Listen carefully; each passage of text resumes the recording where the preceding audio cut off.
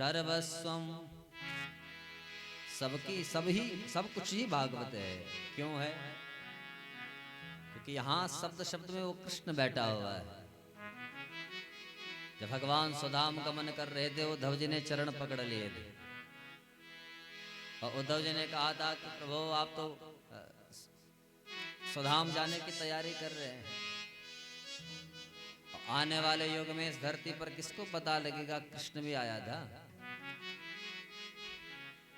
तो उस समय भगवान ने कहा था कि उद्धव, मैं भले ही सुधाम जा रहा हूं, लेकिन मेरे शरीर का जो तेज है ना, वो भागवत जी के अंदर विराजित कर रहा हूं, इसलिए मुझ में और भागवत में कोई अंतर नहीं है। इसलिए जिसने भागवत जी का दर्शन कर लिया तो समझ लेना भगवान कहते हैं उसने मेरा दर्शन कर लिया। इसलिए इसको भगवान का वांग्मय स्वरूप माना है। तेने यम वांग्मयी मूर्ति, इसलिए उन भक्तों के लिए सब कुछ ही भागवत है। तो भाव का नाम च सर्वस्वम, गति नाम परमागति। मिलता क्या है भागवत से? गति नाम परमागति। परम गति भागवत जी की शरण में आने के बाद ही प्राप्त होती है। इसलिए यहां पर ये जो कथा हो रही है, किस लिए हो रही है? मुक्ति के लिए। और किसकी मुक्ति के लिए? स्वर्गीय श्रीमती गंगोत्री देवी जी की मुक्ति के लिए। वो कहाँ हैं? कोई उनको देख नहीं पा रहा है, लेकिन वो जहां भी होंगे, जिस भी योनि में होंगे, भागवत जी का सिंचन उन तक अवश्य पहुंचेगा और उनको भगवान अपने चरणों में स्थान अवश्य देंगे। तो गति नाम परमागति, वंदनीयाम विदुषाश्चैव। बड़े बड़े विद्वानों ने भागवत जी का पूजन किया, भागवत जी की शरण में आए। क्यों? कि तत्वम परम योगिना। उस समय के जो बड़े बड़े अमलात्मा, विमलात्मा, महात्मा जो कंदराओं में बैठ करके भगवान का ध्यान करते थे, और जब उनको पता लगा कि भगवान तो साक्षात भागवत जी में विराजित हैं, हमने यहाँ कंदराओं में शरीर सुखा दिया, हजारों वर्ष तपस्या में रत रहे, तब भी भगवान की वो दिव्य आभा प्रभाव, उसका दर्शन नहीं मिला। लेकिन वो परमात्मा तो साक्षात भागवत जी के अंदर विराजित है। फिर कंदराओं को छोड़ा, भागवत जी के पन्नों को जब टटोला, यहाँ शब्द शब्द में कृष्ण दिखा और भागवत के दीवाने हो गए। तो तत्वम परम योगिना, अथवा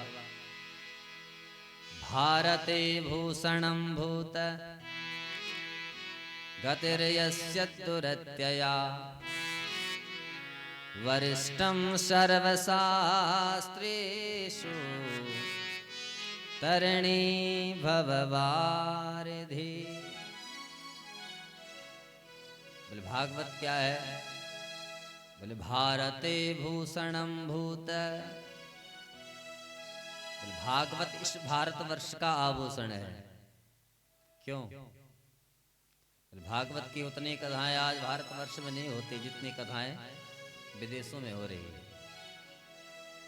तो भागवत जी के माध्यम से भारतीय संस्कृति को जो विदेशों में भी, अथवा यूं कह दिए कि धर्म की जो ध्वजा है, भागवत जी के माध्यम से जो विदेशों में भी लहरा रहा हो, ऐसा पावन ग्रंथ है श्रीमद् भागवत।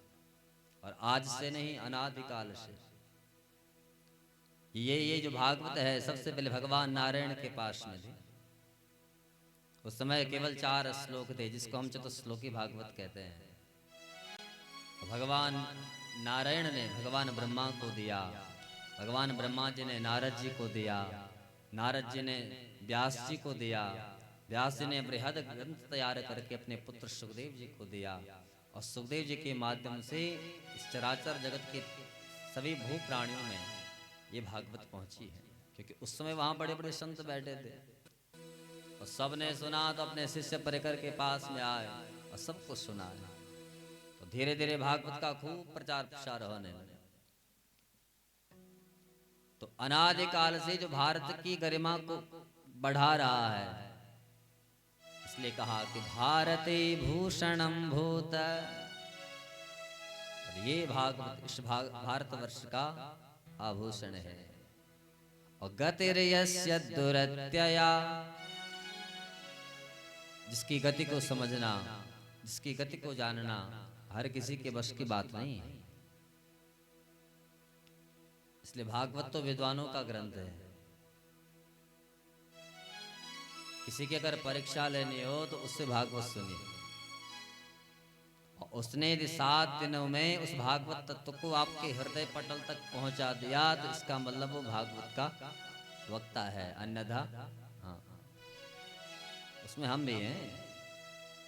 अगर हमने भी इस भागवत तत्व को आपके हृदय तक नहीं पहुंचाया तो हमारा भी। इसलिए वक्ता का परीक्षण श्रोता करता है। श्रोता को पता लगता है कि हाँ अमुक वक्ता कैसा है। इसलिए लोग वक्ता ढूंढ ढूंढ करके लाते हैं, इसलिए तो लाते हैं। इसलिए भारते भूषणम भूत गतिर्यस्य दुरत्यया वरिष्ठम सर्वशास्त्रेषु। सभी शास्त्रों में भागवत जी को वरिष्ठ माना है। क्यों माना? क्योंकि भागवत जी वेद वेदांतों का सार तत्व है। वेदोपनिषदाम सारा, वेदोपनिषदाम सारा जाता भागवती कथा। वेद वेदांतों का जो सार है इसको निकाल करके भगवान वेद व्यास ने भागवत जी के अंदर विराजित कर दी। ये यूं समझ लो कि कोई फल है, उस फल का रस ही निकाल दिया। रस अलग कर दिया, गुठली अलग कर दी, छिलका अलग कर दिया, गूदा अलग कर दिया, और वो रस निकाल करके भागवत जी में समाहित कर दिया। और स्वाद तो रस में होता है। फल का यदि रस निकाल दिया जाए तो उस छिलके में कौन आनंद ले सकता है? उस गूदे में कौन आनंद ले सकता है? आनंद तो उस रस में है। और भगवान वेदव्यास ने रस ही निकाल दिया, और रस को निकाल करके भागवत जी के अंदर विराजित कर दिया है। और जिस समय भगवान वेदव्यास ने भागवत जी की रचना की, उस समय लगा कि अब मैंने कुछ किया है। अन्यथा 17 प्राण लिखने के बाद भी कथा सुनेंगे आप, ऐसा लग रहा था कि मैंने कुछ किया ही नहीं। खिन्न मना होकर के बैठे थे। उस समय भगवान देवर्षि नारद आए। नारद जी ने ज्ञान दिया। ग्रंथ तो बहुत लिखे, ज्ञान का खूब भंडार भरा, लेकिन भक्ति कहाँ है? ज्ञानी के अंदर तो अभिमान होता है और भक्ति में समर्पण होता है। तुमने ज्ञान का खूब भंडार भरा, खूब पुराण लिखे, लेकिन भगवान की भक्ति कहाँ है? भगवान को पाने का सबसे सरल साधन तो भक्ति है। तो तब ये भक्ति का ग्रंथ श्रीमद् भागवत इसकी रचना की। और तब भगवान वेद व्यास को लगा कि हाँ अब मैंने कुछ किया है। वरिष्ठम सर्वशास्त्रेषु तरणी भववारिधि। सच्चे भाव से भागवत जी की शरण में आया है, भागवत जी ने उसको पार लगाया है।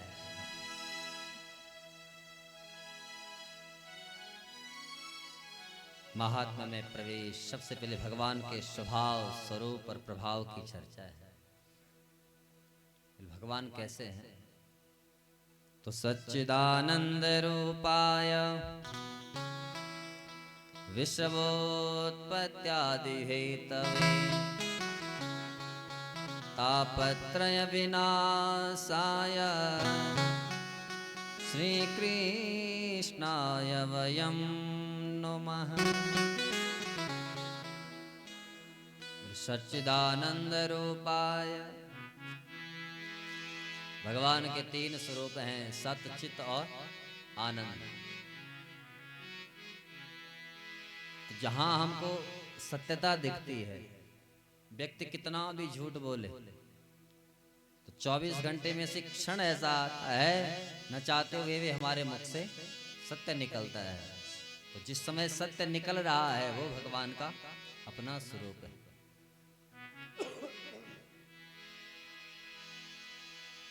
यूं कहें कि जहां जहां हमको सत्यता प्रतीत हो रही है वो भगवान का अपना स्वरूप है। प्रत्येक व्यक्ति चाहता है दूसरा मुझसे झूठ न बोले। हम तो चाहते हैं कि दूसरा हमसे झूठ न बोले, लेकिन हम तो फिर भी झूठ बोल रहे हैं। तो जो हम अपने लिए चाहते हैं वो सबके लिए है। अगर आप चाहते हो कि दूसरा मुझसे झूठ न बोले तो पहले अपने अंदर की वो बुरी आदत आप भी तो त्यागो, आप भी तो सत्य बोलो। तो जहां हमको सत्यता प्रतीत होती है वो भगवान का अपना स्वरूप है। दूसरा है चित्त। चित्त कहते हैं ज्ञान को, चित्त कहते हैं प्रकाश को। हमारे अंदर ज्ञान भी है, हमारे अंदर अज्ञान भी है, लेकिन हमारा जो अज्ञान है वो प्रकट है, अंदर बैठा हुआ जो ज्ञान है वो छुपा हुआ है। उसको हमने प्रकट करने का कभी प्रयास किया ही नहीं। अगर वो ज्ञान हमारे अंदर से प्रकट हो जाता तो हम यहाँ द्वंद्व में नहीं जीते। अरे साहब ये मुझसे आगे निकल रहा है, इसको आगे नहीं बढ़ने देना है। हाँ? ऐसी ईर्ष्या की भावना हमारे अंदर कभी होती ही नहीं। और इसलिए है क्योंकि हमारे अंदर का जो ज्ञान है ना वो तो छुपा हुआ है, उसको तो प्रकट किया ही नहीं। और उसी द्वंद्व में हम जी रहे हैं, उस अज्ञान तिमिर में हम जी रहे हैं। इसलिए हमको अच्छा और भला बुरा उसका भान ही नहीं है। हमारे अंदर का प्रेम चला गया, किसके कारण? उस अज्ञान के कारण। हमारे अंदर का भाव निकल गया, हमारे अंदर की श्रद्धा चली गई, केवल उस अज्ञान के कारण। और जिस दिन वो अज्ञान तिमिर ध्वस्त हो जाए, ज्ञान का दीपक जल जाए, ज्ञान का प्रकाश हमारे जीवन में आने लग जाए, उसके बाद पता लगेगा मैं कौन हूं। भागवत ये तो सिखाती है, वास्तवो जीवा वास्तवी माया वास्तवम जगत। इसलिए समझ लेना चाहिए जो द्वंद्व में जी रहा है उसको भी भागवत का पता नहीं है, अथवा ये कह लो कि उसको अपना पता नहीं है कि मैं कौन हूं। भगवान ने यहाँ किस लिए भेजा है? क्या धन कमाने के लिए? हाँ? कि केवल पैसा कमाने के लिए भगवान ने हमको इस धरती पर भेजा है? कि केवल खाना सोना या संतानोत्पत्ति करना, कि यही हमारा एक लक्ष्य है? नहीं, कुछ न कुछ हेतु है, इसके कारण भगवान ने हमको यहाँ धरती पर जन्म दिया है। और जिसने उस हेतु को समझ लिया उसका उद्धार, और जिसने नहीं समझा वो ही भटकता रहता है। तो इसलिए सुखदेव स्वामी ने यही तो किया। यस्वानुभावमखिलं श्रुतिसारमेकम् अध्यात्मदीपमतितिरीरिषितां तमोन्धं संसारिणां करुणयाः पुराणगुह्यं तं व्याससूनुमुपयामि गुरुं मुनीनां। सुखदेव जैसे परमहंस ने भागवत जी के माध्यम से संसार में अध्यात्म का दीपक जलाया, और जिसके जीवन में वो दीपक जला उसके जीवन का जो अज्ञान तिमिर है वो ध्वस्त हो गया। ज्ञान का दीपक उसके जीवन में जलने लगा, वो समझने लगा मैं कौन हूं, भगवान की माया क्या है, मेरा लक्ष्य क्या है।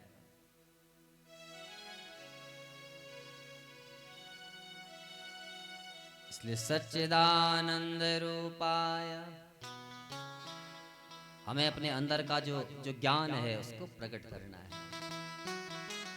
अज्ञान तिमिर को ध्वस्त करना है। तीसरा स्वरूप है भगवान का आनंद का। और हम आनंद इस संसार में ढूंढते हैं, और जबकि संसार में आनंद तो है ही नहीं। अरे आनंद छोड़िए, यहां तो सुख भी नहीं है। इस संसार में सुख भी नहीं मिलता, क्षण मात्र का सुख का अनुभव होता है और पल मात्र में वो सुख भी नष्ट हो जाता है। क्योंकि गीता में भगवान ने इस संसार के लिए दुख का आलय कहा। ये संसार का है बोल दुखालयम, यहां तक कि बोर्ड ही टांग दिया दुखालयम, दुख का घर है। और हम यहाँ खूब आनंद ढूंढते हैं, खूब सुख ढूंढते हैं, क्षण मात्र सुख का अनुभव होता है और न जाने फिर कहां चला जाता है। भवन बनाया, भवन को देख करके लगा कि हाँ अब हाँ सुख से रहेंगे, आनंद से रहेंगे, लेकिन जैसे अंदर पहुंचे, भवन के अंदर गए तो वहां सोनापन दिखा, खालीपन दिखा, यहाँ तो कुछ है ही नहीं। फिर भाव आया यहाँ पर बेड होना चाहिए था, वहां पर एसी होना चाहिए था, वहां पर फ्रिज होना चाहिए था। तो भवन को देख करके जो सुख की अनुभूति हम कर रहे थे, अंदर जाकर के वो सुख उसे क्षण नष्ट हो गया, फिर दुख जीवन में आया। जैसे तैसे उन सामग्रियों को भी जोड़ा, फिर मन में भाव आता है लोग तो बड़ी बड़ी कारों में चल रहे हैं, मेरे पास तो साइकिल भी नहीं है। फिर और दुख जीवन में आया, दूसरा कांटा चुभा, ये निरंतर चुभता रहता है। इसलिए इस संसार में सुख भी नहीं है और आनंद तो बहुत दूर की बात है। आनंद तो केवल परमात्मा है, और जिसके जीवन में परमात्मा ही नहीं है, जिसके जीवन में उसके नाम की सत्ता ही नहीं है, वो उस आनंद का अनुभव क्या कर सकता है।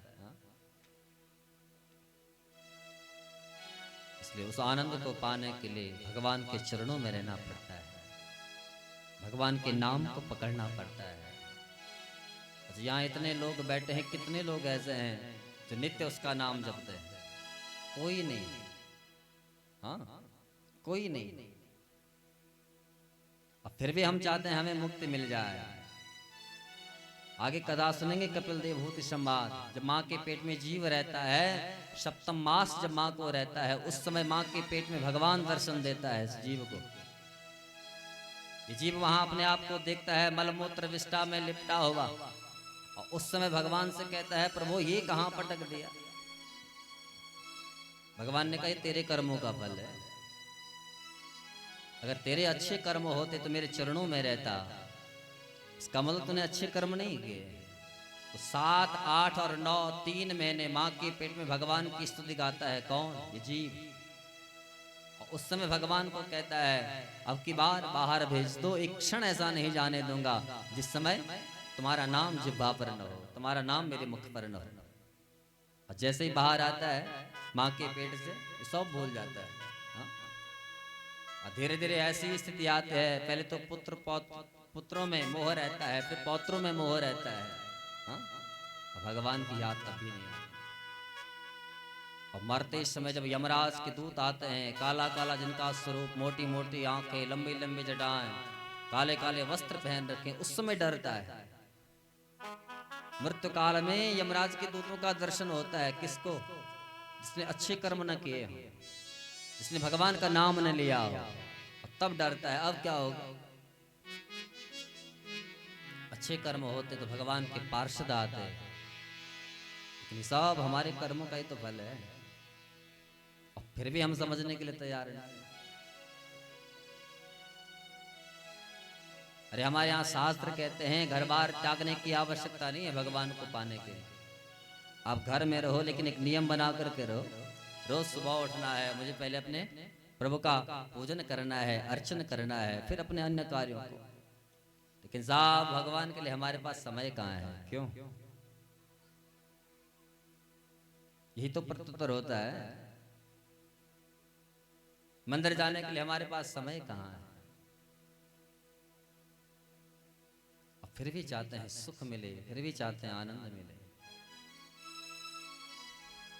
हमने अपने आप को संसार में फंसा करके रखा है। संसार की आसक्ति से हम अपने आप को निकाल ही नहीं पा रहे हैं। हमारे ताऊ जी कहते थे कि जब भक्ति के पथ पर चलना हो गृहस्थ को, तो गृहस्थ का भी ध्यान होना चाहिए, लेकिन उस भगवान का भी स्मरण होना चाहिए। इसलिए यही बात गीता में भगवान भी कहते हैं, तस्मात् सर्वेषु कालेषु। आप हर समय काम करते रहो, लेकिन नाम भी जपते रहो। तो सच्चिदानंद रूपाय विश्वोत्पत्त्यादि हेतवे।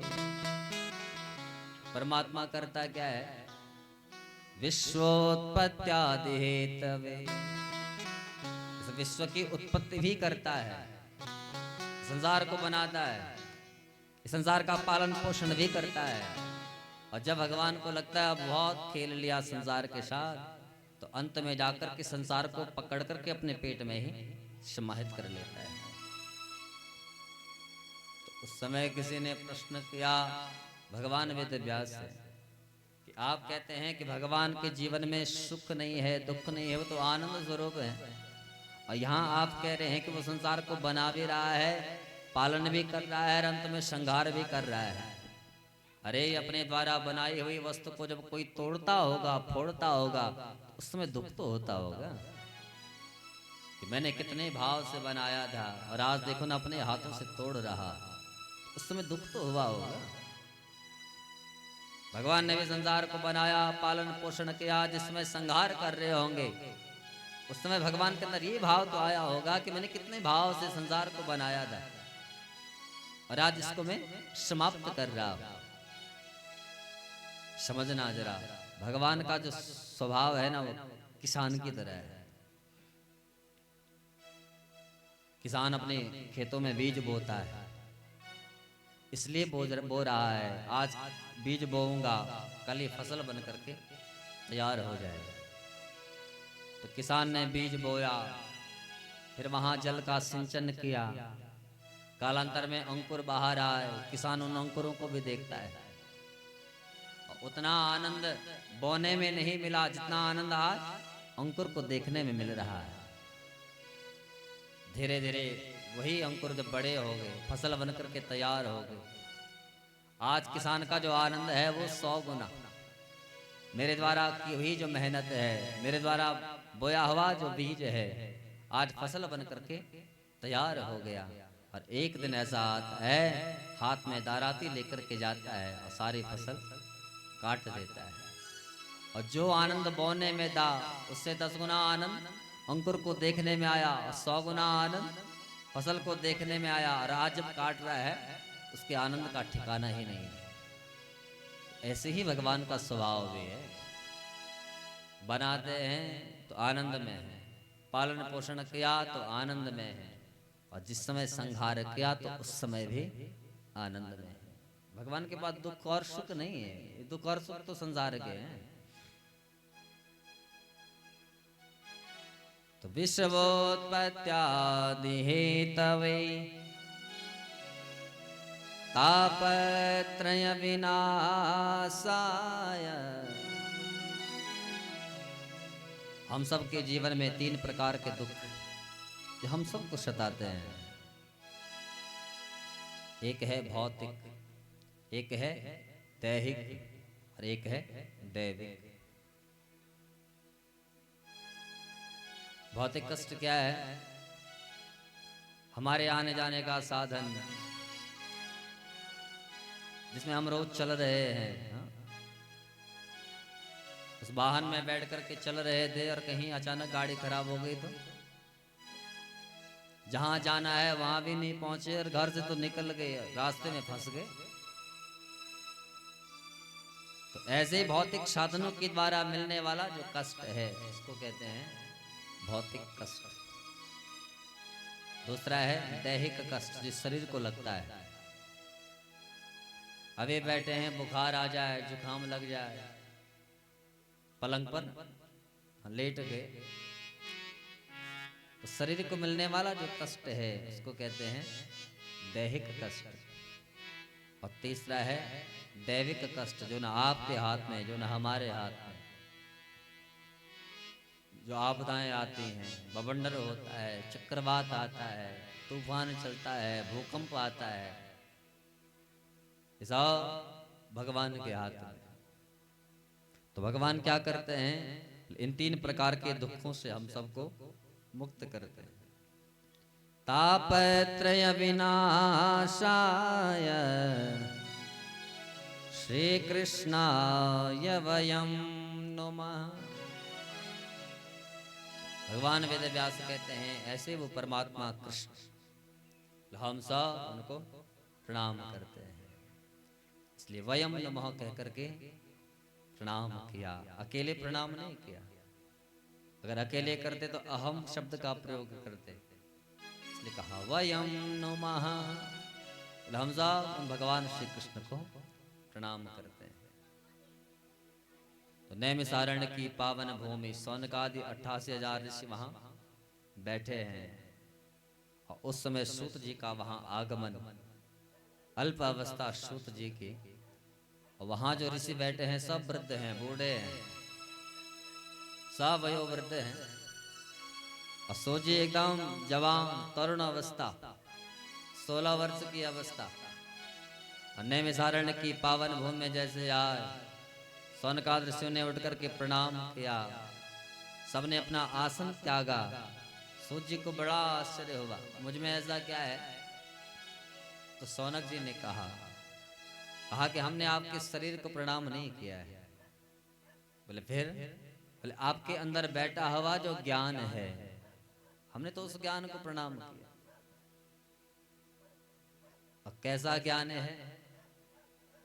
जैसे एक सूर्य जब प्रातः काल उदित होता है तो संपूर्ण संसार को आलोकित कर देता है, लेकिन आपके अंदर जो ज्ञान के सूर्य हैं वो एक नहीं, कोटि सूर्य समप्रभा, करोड़ों सूर्यों के समान ज्ञान आपके अंदर बैठा हुआ। इसलिए गुरुदेव अज्ञान ध्वांत विध्वंस कोटि सूर्य समप्रभा, सूताख्या हि कथा सारम मम कर्ण रसायनम।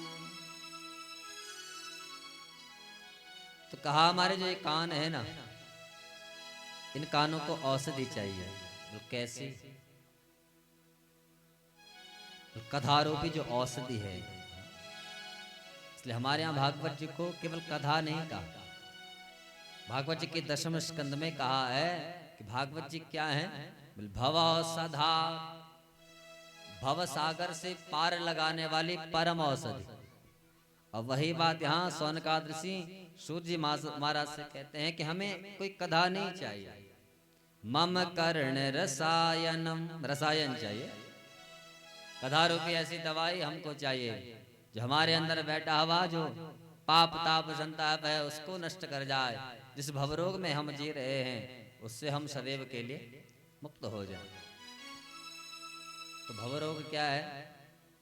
पुनरपि जननम पुनरपि मरणम, पुनरपि जननम पुनरपि मरणम, पुनरपि जननम पुनरपि मरणम, पुनरपि जननम पुनरपि मरणम, पुनरपि जननम पुनरपि मरणम, पुनरपि जननम पुनरपि मरणम, पुनरपि जननी जठरे शयनम, पुनरपि जननी जठरे शयनम, पुनरपि जननी जठरे शयनम, पुनरपि जननी जठरे शयनम। तो बारंबार इस संसार में आना और बारंबार इस संसार से जाना, यही तो भव रोग है। न जाने हम इस धरती पर कितनी बार आ गए, न जाने कितनी माताओं की कोख में चले गए, कितनी माताओं का हमने दुग्ध पान कर लिया, लेकिन अपने आप को मुक्त नहीं कर पाए। 84 लाख योनियों में यहाँ भटक रहे हैं। तो इन 84 लाख योनियों से मुक्त कराने के लिए श्रीमद् भागवत परम औषधि है। जिसने एक बार भी पी लिया वो भव रोग से समझ लो मुक्त हो गया। सौनकाद ऋषि कहते हैं, सूताख्या हि कथा सारम मम कर्ण रसायनम। इसलिए गुरुदेव आपसे एक रसायन रूपी कथा चाहते हैं। सौनकाद ऋषि ने कहा, हमको पता है संसार में दो चीजें बड़ी दुर्लभ है, एक है चिंतामणि और एक है कल्प वृक्ष। दोनों का अपना अपना दिव्य प्रभाव है। चिंतामणि के सामने जो चिंतन करेंगे वो वस्तु प्राप्त हो जाती है, और कल्प वृक्ष के सामने बैठ करके जो मनोरथ रखेंगे तो वो मनोरथ पूर्ण हो जाता है। यहाँ तक कि स्वर्ग की जो संपदा है उसको भी धरती पर कल्प वृक्ष प्रकट करा सकता है। लेकिन गुरुदेव वो प्रभाव न तो चिंतामणि में दिख रहा है, वो प्रभाव न तो उस कल्प वृक्ष में दिख रहा है। बोले कौन सा प्रभाव? आपके ज्ञान के अंदर जो दिव्य प्रभाव हमको दिख रहा है कि गोलोक में बैठा हुआ वो गोलोक बिहारी उस भगवान को भी जो प्रकट करा सकता है। इसलिए हमने आपके ज्ञान को पहचान लिया, इसलिए हमने आपके शरीर को प्रणाम नहीं किया, आपके अंदर बैठा हुआ जो ज्ञान है ना उसको प्रणाम किया। इसलिए हमें लगता है साहब ये तो छोटा बच्चा है, लेकिन अगर वो ज्ञान की चर्चा कर रहा है वो हमसे श्रेष्ठ है।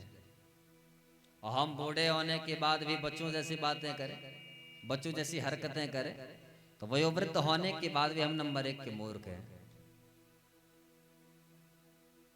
इसलिए यदि 5 साल का बच्चा उससे हमको ज्ञान मिल रहा है तो उस समय वो हमसे श्रेष्ठ है। इसलिए धन वृद्धा बल वृद्धाच, हमें लगता है साहब हमारे पास खूब धन वैभव है, हम तो बड़े हो गए। हाँ? लेकिन जिसके पास धन ज्यादा होता है वो बड़ा नहीं कहलाता।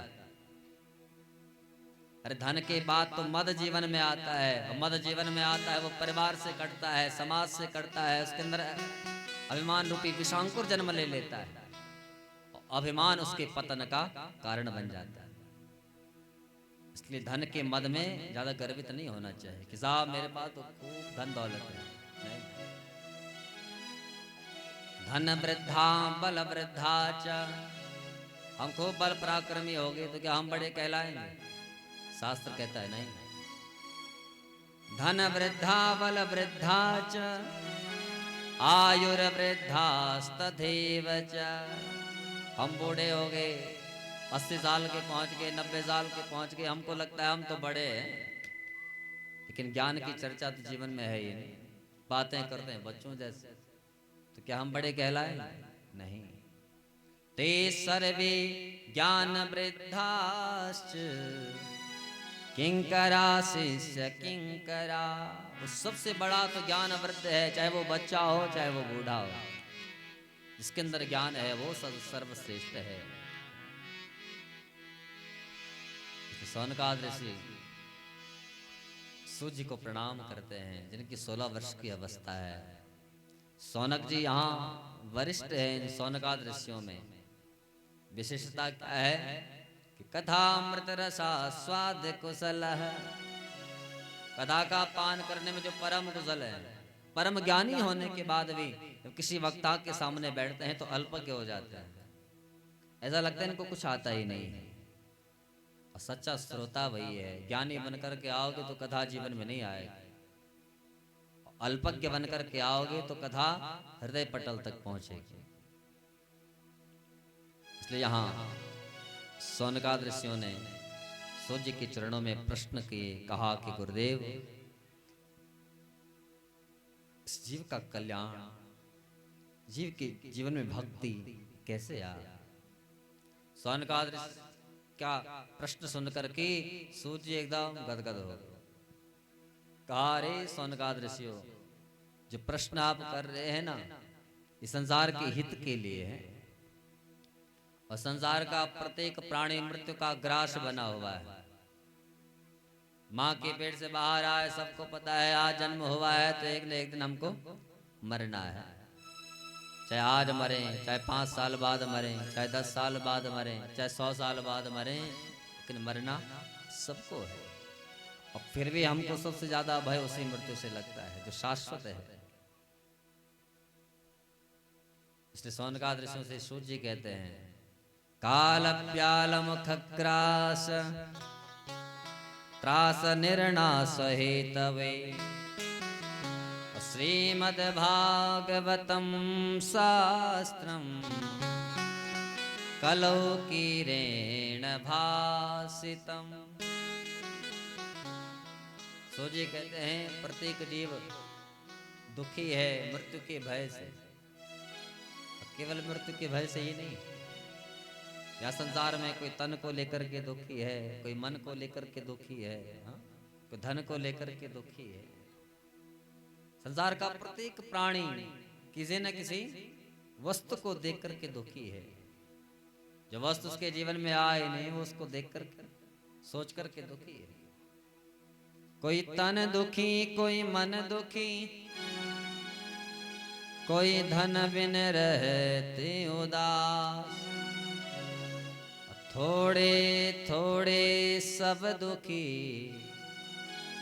सुखी राम के दास। प्रत्येक जीव यहाँ दुखी है और सबसे ज्यादा भय उसको मृत्यु से लगता है। इसे सूत जी कहते हैं, मृत्यु के भय से मुक्त होना है तो बोले श्रीमद् भागवत जी की शरण में आओ। तो सौनकादि ऋषियों ने कहा कि हम कैसे मान लें कि ये भागवत मृत्यु के भय से शिव को मुक्त करती है। तो एक उपाख्यान सुनाए। परीक्षित जैसा राजा, जिसको श्रृंगी ऋषि का श्राप लगा कि 7वें दिन तक्षक आएगा, तुम्हारा मरण हो जाएगा। तो परीक्षित ने घरबार त्याग दिया, राजपाट त्याग दिया। और उस समय एक प्रश्न मन में लेकर के चले, म्रियमाणम किम कर्तव्यम। जिस जीव की मृत्यु निकट आ चुकी है उसको क्या करना है। परीक्षित को लगा 7वें दिन मुझे मरना है, लेकिन भगवान के दिव्य धाम जाने की तैयारी ही नहीं की। कदाचित शरीर शांत हो गया, मुझसे पूछा जाएगा कि भैया धरती पर गया था, ऐसा कौन सा कर्म किया है कि तुझे स्वर्ग का सुख दे। म्रियमाणम किम कर्तव्यम। म्रियमाण पुरुष को क्या करना चाहिए जिसकी मृत्यु निकट आ चुकी है। उस प्रश्न को लेकर के जब शुक्रताल में आए थे, उस समय साक्षात भगवान ही मानो सुखदेव के रूप में वहां प्रकट हो गए कि तत्रा भवत् भगवान व्यासपुत्रो यदृक्षयागामटमानो नपेक्ष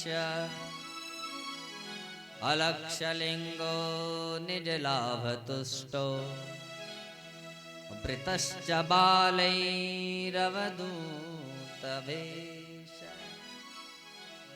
साक्षात भगवान ही सुख बन करके वहां सुखदेव परीक्षित के सामने जब आए, परीक्षित ने उस समय चरण पकड़ लिए थे, चरण धोए, उस चरणामृत का पान किया और सुखदेव जी से भी यही प्रश्न किया था। बाद में वहां सुखदेव जी ने श्रीमद् भागवत कथा को सुनाना प्रारंभ किया। उस समय देवताओं ने वो दृश्य देखा। देवता स्वर्ग का सुधामृत लेकर के इस परीक्षित को मृत्यु का भय सता रहा है, तो क्यों न इसको अमृत पिला दें, ये अमर हो जाएगा। और जो वहां भागवत अमृत सुखदेव स्वामी राजा परीक्षित को पिला रहे हैं, उसको हम पी लेंगे। तो सुधा कुंभम गृहीत्वेव, सुधा कुंभम गृहीत्वेव देवास्तत्र समागम। इसलिए स्वर्ग का वो सुधामृत उसको लेकर के आए देवता सुखदेव जी के सामने। और सुखदेव जी से कहा कि महाराज आप एक काम करो, जो ये अमृत का कलश है ना, इसको आप ले लो। और जो कथा आप यहाँ परीक्षित को पिला रहे हैं वो कथा हमको पिला दो। सुखदेव जी ने देवताओं को देखा, कहा करे देवताओं यहाँ मेरी कथा को खरीदने आए हो? अरे अगर आपको कथा सुननी ही थी, कथा पीनी ही थी, तो यहाँ परीक्षित भी बैठा है, तुम भी बैठ जाते, आप भी कथा को सुनते। लेकिन आप तो यहाँ इस अमृत को लेकर के आए हो, यहाँ मुझसे कथा खरीदना चाहते हो। इसलिए देवताओं से कहा करे देवताओं कहाँ तुम्हारा स्वर्ग का सुधामृत, कहाँ मेरा ये भागवतामृत? क्व सुधा क्व कथा लोके क्व काच क्व मणिर्महा ब्रह्मरातो विचार्येवं तदा देवान् जहासः। रे क्व सुधा क्व कथा, कहाँ स्वर्ग का अमृत और कहाँ भगवान की दिव्य कथा? विशेषता क्या है? स्वर्ग का जो सुधामृत है उसको पीने के लिए इस जीव को, शरीर को शांत करना पड़ता है, और अच्छे कर्म के हों तो स्वर्ग में जाता है, और तब जाकर के वहां ये स्वर्ग का जो सुधामृत है वहां पिलाया भी नहीं जाता, केवल सुंघाया जाता है। पिलाने लगे तो न जाने कब का घड़ा खत्म हो जाए। और स्वर्ग में तब तक रहता है जब तक पुण्य साथ में है, और जिस दिन पुण्यों का भोग खत्म हो गया फिर क्षीणे पुण्य मृत्युलोके विशन्ति, फिर तो इस जीव को फिर धरती पर आना पड़ता है। लेकिन भगवान की जो ये कथा है, इस कथा को पीने के लिए मरने की आवश्यकता नहीं है। इसको तो जीते जी भी पिया जा सकता है, और जीते जी न मिल पाए तो मरने के बाद भी पिया जा सकता है। दूसरी विशेषता, स्वर्ग का जो सुधामृत है, स्वर्ग का जो अमृत है, उसको पीने के बाद जीव अमर हो जाता है। लेकिन भगवान की जो ये कथा है, जो ये भागवतामृत है, इसको पीने के बाद अमृत के साथ जीव के अंदर का जो भय है वो भय भी दूर हो जाता है, तो अभयत्व भी मिलता है। तो बड़ा तौल करके सुखदेव जी ने जवाब दिया, अवक्त समझ करके देवताओं को भगाया। देवता पहुंचे ब्रह्मलोक में, पितामह ब्रह्मा के पास में आए, धरती के जीवों को का भाग्य देखिए, भगवान की दिव्य कथा को पी रहे हैं, और हम देवता होकर के भी उस कथा से वंचित हैं। इसलिए जो ये कथा है, ये कथा धरती के ही जीवों को सुलभ है। ये कथा स्वर्ग में भी नहीं मिलती, ये कथा शिवलोक में भी नहीं मिलती, ये कथा ब्रह्मलोक में भी नहीं मिलती। स्वर्गे सत्ये च कैलासे, स्वर्गे सत्ये च कैलासे वैकुंठे नास्त्ययं रस। न तो ब्रह्मलोक में, न स्वर्गलोक में, न शिवलोक में ये उपकार तो भगवान ने हम जीवों पर किया है, और इतना होने के बाद भी यदि हम इसको न पिए तो, गंगा बह रही है फिर भी नहीं पी रहे हैं, तो उसके लिए यहाँ गालियां भी दी है। देव समाज कहता है वो तो धरती पर साक्षात चांडाल के समान है, बगल में भागवती धारा बह रही है और फिर भी उसको पी नहीं रहा है। ये मैं नहीं कह रहा हूं, ये शास्त्र कह रहा है, और शास्त्रों में भी देवता कह रहे हैं, देव समाज कह रहा है। जैसे सुखदेव स्वामी ने अवक्त समझ करके देवताओं को जब भगाया, ब्रह्मलोक में पहुंचे, पितामह ब्रह्मा ने कहा कोई बात नहीं, पहले इस कथा का प्रभाव तो देखें। ये जो कथा परीक्षित पी रहा है, ये 7वें दिन जाता कहाँ है, पहले वो तो देखें, परिणाम तो देखें। तो 7वें दिन जब कथा का श्रवण करते करते परीक्षित भगवान के सुधाम को जाने लगे, उस समय पितामह ब्रह्मा को बड़ा आश्चर्य हुआ। राज्ञो मोक्षम तथावेक्ष पुरा धातापि विस्मित सत्यलोकी तुलां बद्धा तोलयत् साधनान्यज। पितामह ब्रह्मा ने उस समय एक तराजू ली, उस तराजू में भागवत जी को तौलना प्रारंभ किया। ये कोई सामान तोलने वाला तराजू नहीं है, मन रूपी तराजू से पितामह ब्रह्मा ने भागवत जी को तौलना प्रारंभ किया। आज आखिर इस भागवत में ऐसा क्या है? और जब देखा एक पलड़े में भागवत जी को रखा होगा, और दूसरे पलड़े में संसार के अन्य अन्य सभी ग्रंथों को रखते चले गए। लेकिन जिस पलड़े में भागवत जी को रखा हुआ है वो पलड़ा तो झुका का झुका रह गया, उसको कोई उठा ही नहीं पाया। तब ध्यान लगाया इस भागवत में ऐसा क्या है, और ध्यान में क्या देखते हैं, यहाँ तो शब्द शब्द में कृष्ण बैठा है। इसलिए तुरंत देवताओं को बुलाया और उस समय घोषणा की कि ये जो भागवत है ये कोई सामान्य नहीं। बोले फिर, बोले मैं निरे भगवद रूपम।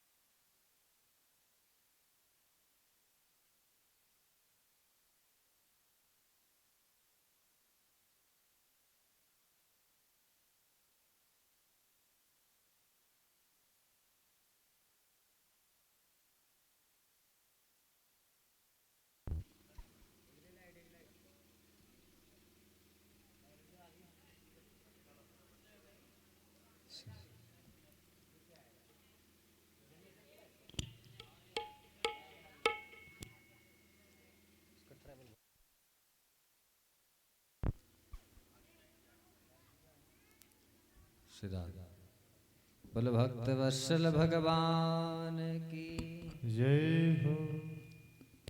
तो पितामह ब्रह्मा ने घोषणा की है कि मैं निरे भगवद रूपम शास्त्रम भागवतम कलौ।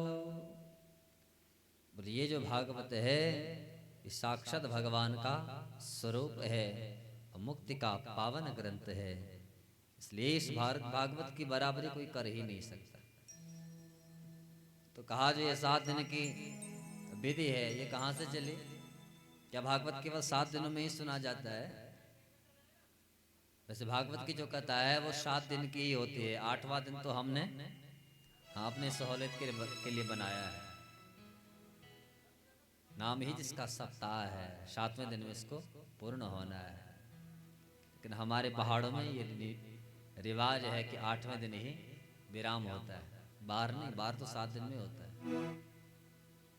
तो 7 दिन की जो परंपरा है कहाँ से प्रारंभ हुई? बोले नारद जी ने प्रारंभ की। कब? एक बार नारद जी हिमालय में आए, विशालापुरी में सनक सनंदन सनातन संत कुमार 4 भाई दिखे। चारों भाइयों के अंदर भाव आता है नारद जैसा संत आया है तो आप सत्संग करेंगे। लेकिन जैसे ही नारद जी को देखा तो मुख की जो कांतिमा है वो एकदम धूमिल। तो पूछा नारद तुम जैसा संत और मुख की कांतिमा एकदम धूमिल हो रखी है, इतना इसका मतलब इतने दुखी हो? कथम ब्रह्मंदीन मुख कुतश्चिंतातुरो भवान् त्वरितम गम्यते कुत्र कुतश्चागमनं तव। ये मुख की कांति माँ कहाँ चली गई? ऐसा लग रहा है जैसे किसी कृपण का धन किसी ने चुरा लिया हो। ऐसे लंबे लंबे छलांगे लगा करके जा रहे हो। नारद क्या हुआ? तो नारद ने अपना दुख सुनाया। धरती पर आया था भगवान का भजन करने के लिए, यहाँ जीवों का दुख देखा। पहले तो तीर्थों में गया, वहां पाखंडियों को देखा। संत है नहीं लेकिन संत का चोला पहन करके संतों की संतत्व को भी नष्ट कर दिया। जो अच्छे संत हैं उनको भी बदनाम कर दिया। आजकल यही तो हो रहा है। संत है नहीं लेकिन चोला पहन लिया और हमारे पूरे संत समाज को बदनाम कर रहे हैं। लोगों को लग रहा है कि संत ऐसे होते हैं। उन पाखंडियों को छोड़ करके गृहस्थियों के पास में आया। यहाँ आकर के क्या देखा कि तरुणे प्रभुता गी शालको बुद्धिदायक कन्या विक्रीणो लोभा दंपति नाम च कलकनम। जिस परिवार में पुरुष का चलावा चलना चाहिए वहां पुरुष की सुनने वाला कोई है ही नहीं। फिर तरुणी प्रभुता गी, वहां तो स्त्री का चलावा चल रहा है। लेकिन समझना जरा, हमारे यहाँ स्त्री को घर की संज्ञा दी है कि घर को बनाने वाले भी स्त्री और घर को बिगाड़ने वाले भी स्त्री। इसलिए हमारे यहाँ भागवत जी के 10वें स्कंद में लिखा है कि ईंट पत्थरों का घर घर नहीं होता।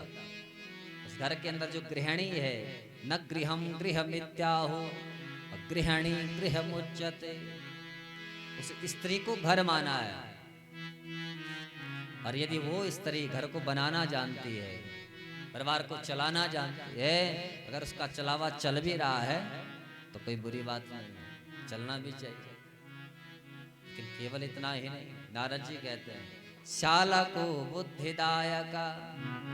अरे घर परिवार में कोई आयोजन करना हो, उसको अपने माँ और पिता की याद ही नहीं आती, भाई बंधुओं की याद ही नहीं आती। उसमें ध्यान आता है साले साहब का, फोन घुमाता है कहाँ? साले साहब को। वहां पूछा जाता है भैया मैं ये काम कर रहा हूँ कैसे करो? जब घर में माँ है, पिता है, तुम्हारे भाई हैं, बंधु हैं, तो उनसे चर्चा करना। इतना सब कुछ होने के बाद भी कन्या विक्रीणो लोभा, लोभ के कारण लोग अपनी कन्याओं को बेच रहे हैं। ये प्रथा आज नहीं है लेकिन प्राचीन काल में थी और फिर दोबारा वही समय आ रहा है। पहले जब कन्या वहां रिश्ते लेकर के जाते थे कन्या का हाथ मांगने, तो उस समय कन्या वालों को देना पड़ता था। क्यों? खूब धन संपदा दी तब जाकर के बेटी विदा हुआ। अब बीच में ये प्रथा बंद हुई तो कन्या पक्ष वालों को लड़के वालों को देना पड़ा, जिसको हम दहेज कहते हैं। और आज फिर वही प्रथा दोबारा लौट आई है, क्योंकि अब कन्याएं तो है नहीं। फिर वही कि साहब कितना दोगे तब जाकर के अपनी बेटी दूंगा। तो कन्या विक्रीणो लोभा, लोभ के कारण हमने अपनी कन्याओं को बेच दिया। अब फिर भी कहते साहब वो तो मेरे समधी हैं। तो समधी कहाँ से रह गए? आज हम दहेज ले रहे हैं तो हम समधी हैं ही नहीं, इसका मतलब हम तो सौदागर हैं। हमने तो वहां क्रय विक्रय कर लिया, इतना दिया तब रिश्ता तय हुआ। क्यों? समधी का अर्थ है समानता।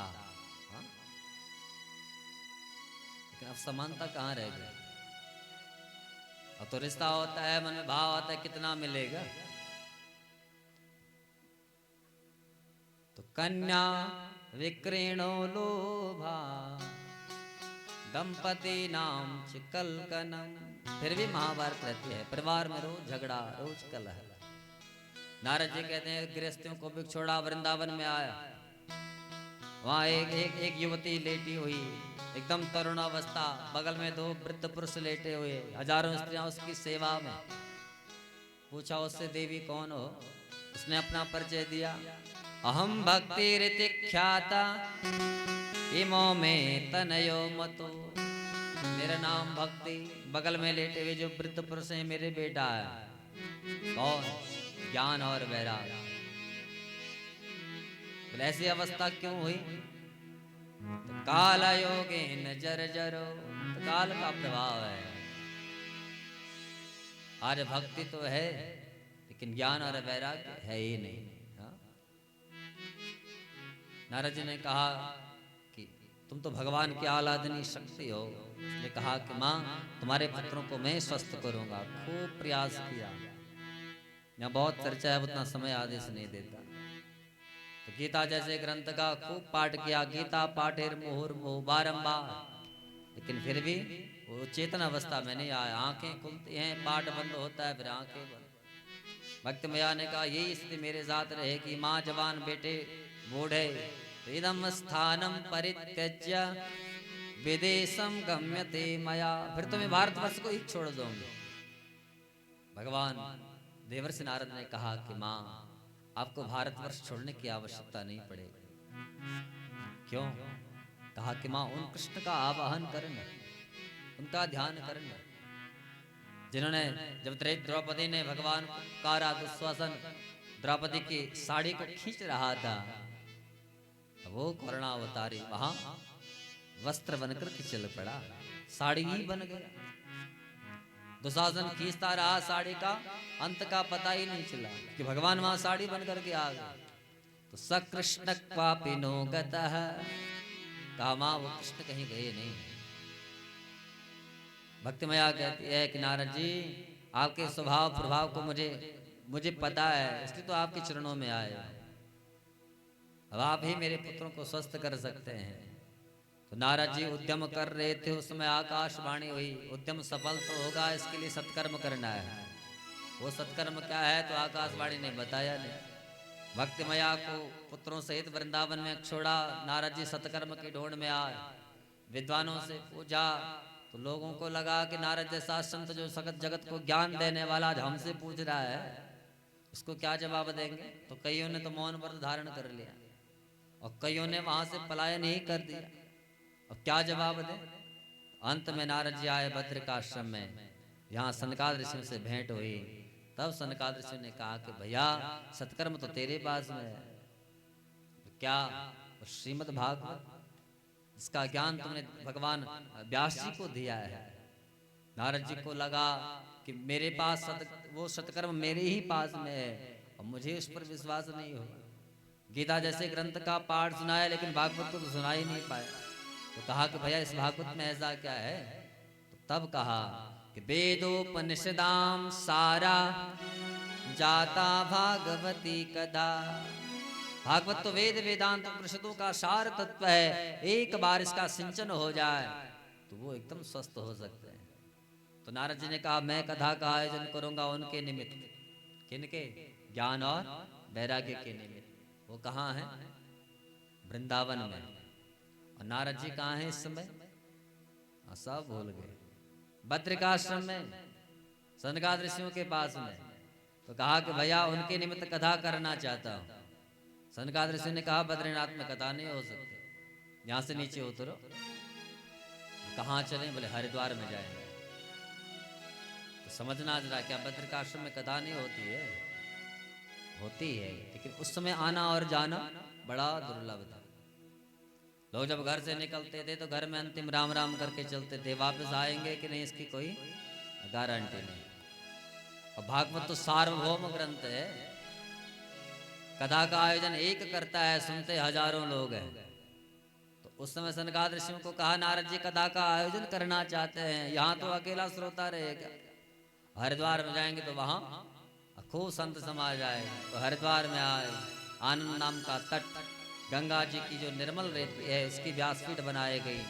सनकादिक ऋषियों को वहां अवस्थित किया गया। नारद जी श्रोता बन करके बैठे हैं। बड़े बड़े संतों को पता लगा, सब दौड़े दौड़े चले आए। कोई शिष्य परिकर को लेकर के आया, जो गृहस्थ संत थे वो अपने परिवार को लेकर के आए।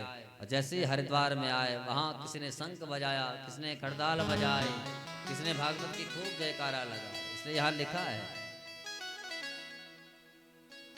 सब जयकारा गा रहे हैं। उसके मध्य वहां सनकादिक ऋषि ने भागवत जी का शुभारंभ किया। नारद जी से कहा कि नारद ये ऐसा पावन ग्रंथ है कि सदा सेव्या श्रीमद् भागवती कथा यस्या श्रवण मात्रेण हरिश्चित्तम समाश्रये। भागवत जी की जो कथा है सदा सेव्या, हमेशा इसका पान करना चाहिए। क्यों करना चाहिए? यस्या श्रवण मात्रेण, इसका श्रवण करता है हरिश्चित्तम समाश्रये। भगवान हरि आकर के हमारे चित्त में अवस्थित हो जाते हैं। फिर हम उनको खूब निकालने का प्रयास भी करेंगे तब भी निकलने वाले नहीं। यहाँ कथा हो रही थी हरिद्वार में। किसके लिए हो रही थी? भक्ति मैया के पुत्र ज्ञान और वैराग्य के लिए, जो वृंदावन में है। इस कथा का सिंचन हुआ वृंदावन में ज्ञान और वैराग्य पर। एकदम स्वस्थ हो गए। भक्ति मैया के सामने दोनों पुत्र उठे। माँ एकदम प्रसन्न अवस्था में दोनों पुत्रों को अंक में लिया। दौड़ी दौड़ी आए, नारद जी ने मेरे पुत्रों को स्वस्थ कर लिया। ऐसी ही ये कथा द्योका गांव में हो रही है। किसके निमित्त? स्वर्गीय गंगोत्री देवी जी की निमित्त। वो कहाँ है हमको भी नहीं पता, लेकिन निश्चित इस कथा का जो सिंचन है उन तक वहाँ पहुँच रहा होगा। जैसे हरिद्वार में गाई हुई कथा, उसका सिंचन वृंदावन में होगा। भक्ति मैया अपने दोनों पुत्रों को लेकर के आए। जिह्वा पर गोविंद का नाम है।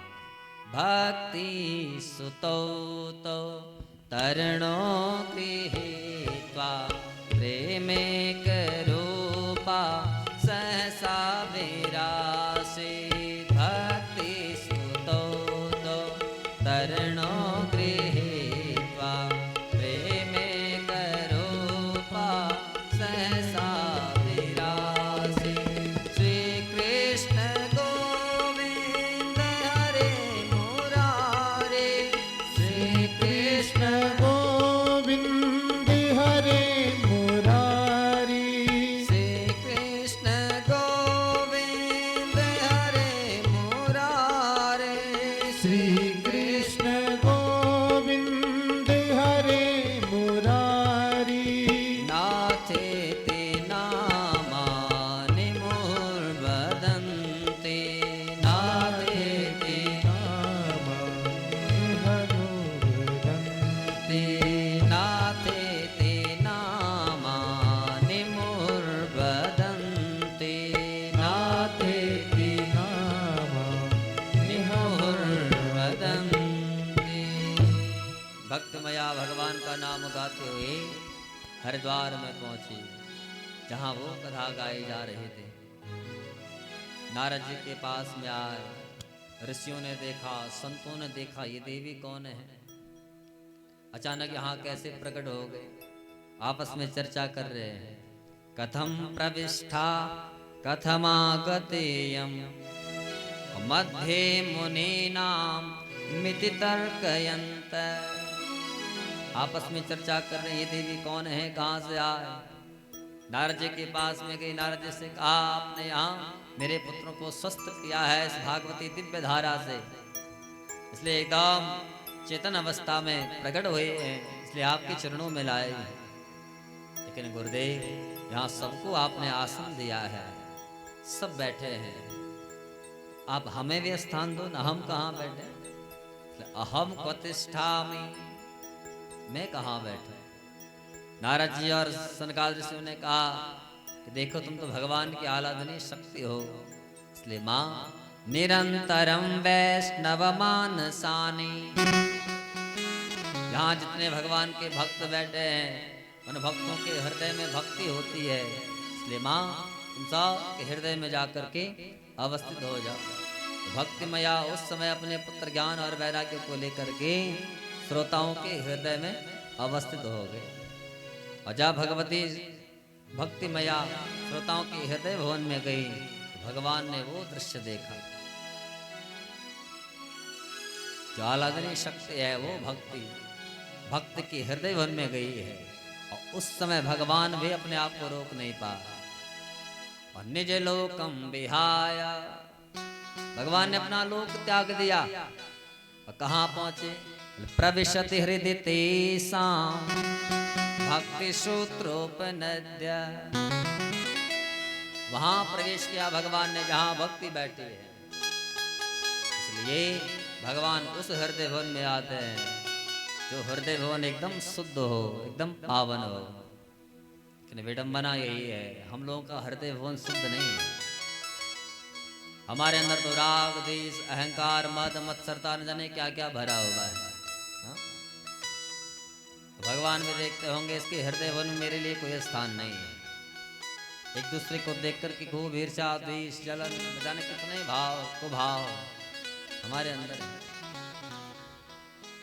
इसलिए भगवान कहाँ आते हैं? यहाँ लिखा है सकल भुवन मध्य निर्धनास्तेऽपि धन्या निवसति हृदयेषां श्रीहरिर्भक्तिरेका। कि हरिरपि निजलोकं सर्वथा तो विहाय प्रविशति हृदि तेषां भक्ति सूत्रोपनध्य। सकल भुवन, जिसका हृदय भवन एकदम सकल हो, सुंदर हो, जिसके अंदर कोई राग, द्वेष, अहंकार, मद मत्सरता कुछ नहीं है, ऐसा हृदय भवन भगवान को मिल जाए तो सबसे पहले तो भक्ति वहां आती है। और भक्ति जब आती है तो फिर भगवान वहां आते हैं। इसलिए समझ लो जिसके भाव कुभाव हैं, अच्छे नहीं है, उसके जीवन में कभी भगवान आ ही नहीं सकता। ये आप लिख करके ले। भगवान को पाना है, भगवान की भक्ति को पाना है, एकदम हृदय पावन बनाना चाहिए। मन में किसी के प्रति कोई दुर्भाव नहीं होना चाहिए।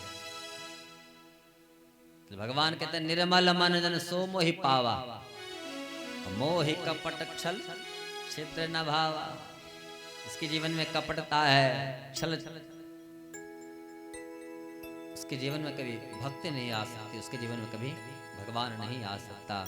बाद में यहाँ निरंतरम वैष्णव मानसानी, सबके हृदय भवन में भक्ति मया को ज्ञान और वैराग्य के साथ अवस्थित किया और साक्षात भगवान में आकर के वहाँ अवस्थित हुए। कौन कौन लोग इस कथा से तरते हैं, इसकी चर्चा कल के सत्र में धुंधली और धुंधकारी की जो चर्चा है वो कल आपको सुनाएंगे। बाद अपना समय आदेश नहीं देता। भगवान के चरणों में प्रणाम, फिर वाणी को विराम। वो तो बांका तेरी बाकी नजरिया, तू बांका तेरी बाकी नजरिया, तो बांका तेरी बाकी नजरिया, तू बांका तेरी बाकी नजरिया, बाकी नजरिया हो बाकी नजरिया, बाकी नजरिया हो बाकी नजरिया, बाकी नजरिया हो बाकी नजरिया, बाकी नजरिया हो बाकी नजरिया। तो बांका तेरी बाकी नजरिया, तू बांका तेरी बाकी नजरिया, तो बांका तेरी बाकी नजरिया, तू बांका तेरी बाकी नजरे।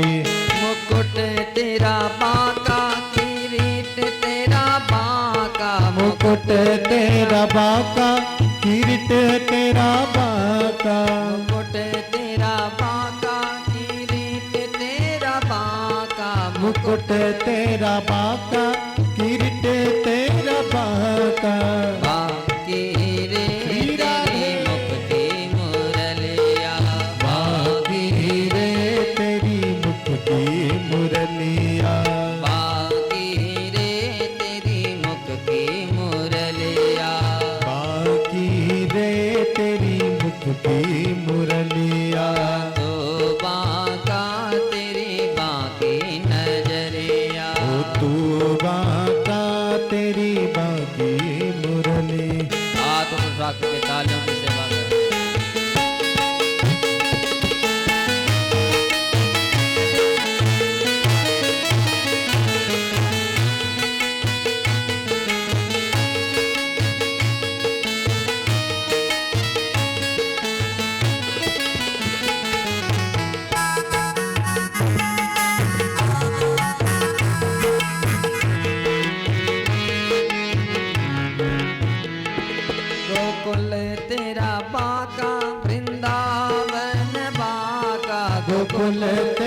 बाका वृंदावन बाका, गोकुल तेरा बाका वृंदावन बाका, गोकुल तेरा बाका वृंदावन बाका, बाकी रे तेरी प्रेम नगरिया, ओ बाकी रे तेरी प्रेम नगरिया, बाकी रे तेरी प्रेम नगरिया, बाकी रे तेरी प्रेम नगरिया, तो बाका तेरी बाकी नजरिया, ओ तो बाका तेरी बाकी नजरिया।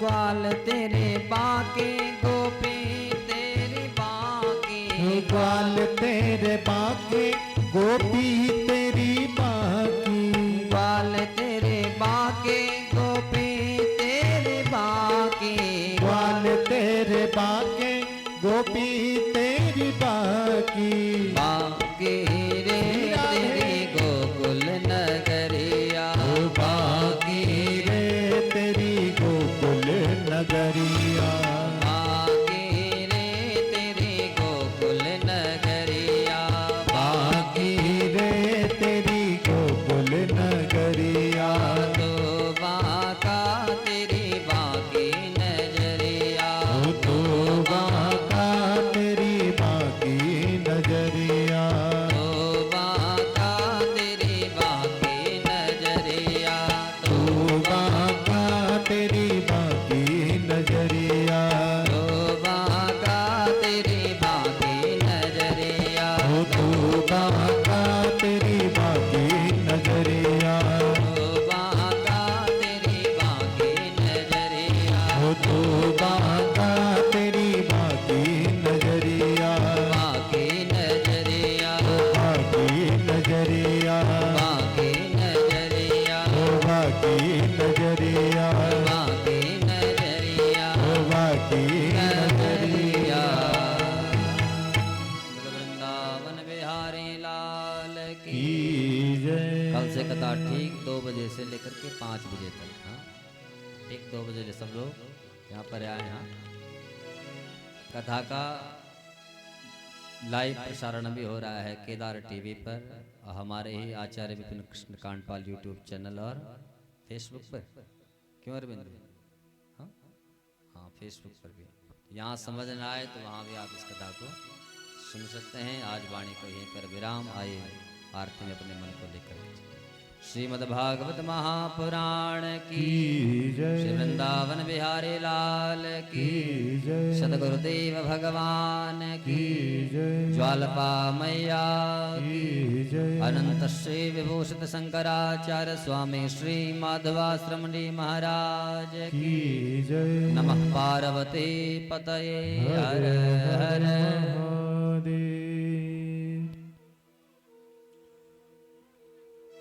ओम हरि ओम अहुमारार्तिक्यं प्रज्वालितः चंद्रमा मनसो जातचक्षुः सूर्यो अजायतः श्रोत्राद्वायश्च प्राणश्च मुखादग्निरजायतः।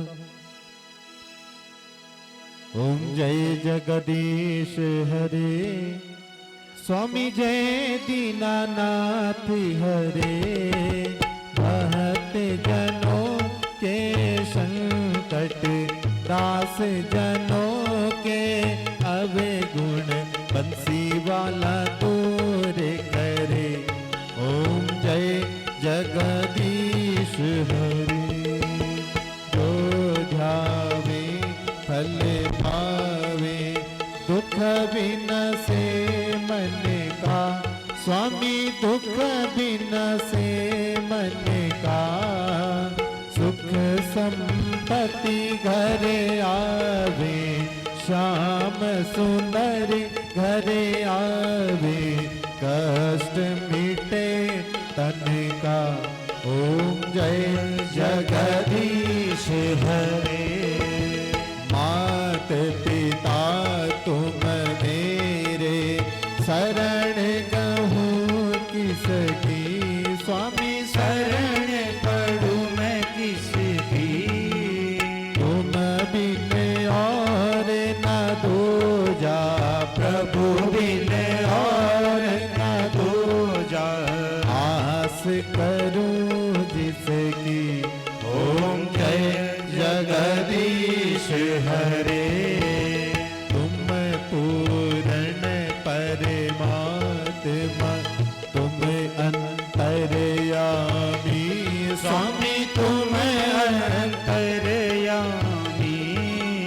पार ब्रह्म परमेश्वर जगत पिता जगदीश्वर। तुम सबके स्वामी। ओम जय जगदीश हरे। तुम करुणा के सागर तुम पालन करता। स्वामी तुम रक्षा करता। मैं मूर्ख खलकामी। मैं सेवक तुम स्वामी। कृपा करो भरता। ओम जय जगदीश हरे। तुम हो एक अगोचर सबके प्राणपति। स्वामी सबके हृदयपति। इस विधि मिलहु दयामय। कैसे मिलहु कृपामय। तुमको मैं कुमति। ओम जय जगदीश हरे। दीन बंधु दुख हरता ठाकुर तुम मेरे। स्वामी रक्षक तुम सबके। अपने हाथ उठाओ करुणा शरण लगाओ।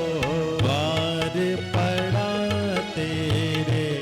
ओम जय जगदीश हरे।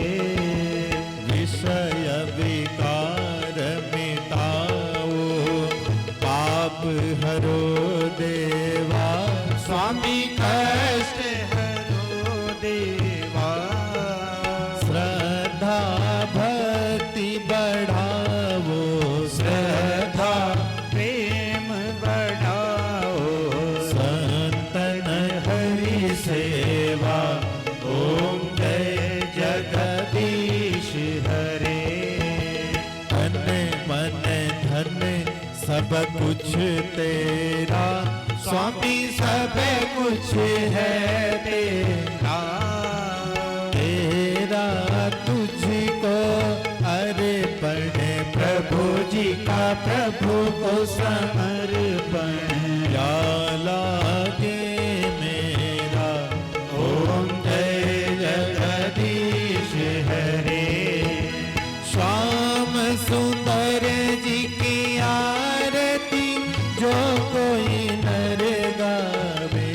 स्वामी प्रेम सहित गावे। कहत शिवानंद स्वामी मन भजत है हर स्वामी। मन वांछित फल पावे। ओम जय जगदीश हरे। ओम जय जगदीश हरे। स्वामी जय दीनानाथ हरे। स्वामी जय जय राधे श्याम हरे। भगवान जय जय सीताराम हरे। भगवान जय जय बद्री धाम हरे। भक्त जनों के संकट दास जनों के अवगुण बंसी वाला दूर करे। ओम जय जगदीश हरे। कर्पूर गौरम करुणावतारम संसार सा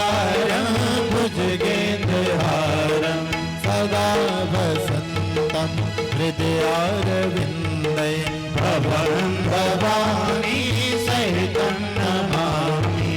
त्वमेव माता जपता त्वमेव त्वमेव बन्धु तिस्रा त्वमेव त्वमेव विद्या द्रविणं त्वमेव त्वमेव सर्वं मम देवदेवा नीलाम्बुजो श्यामलकोमलाङ्गं सीता समारोहितमाभुभागं पाणो महा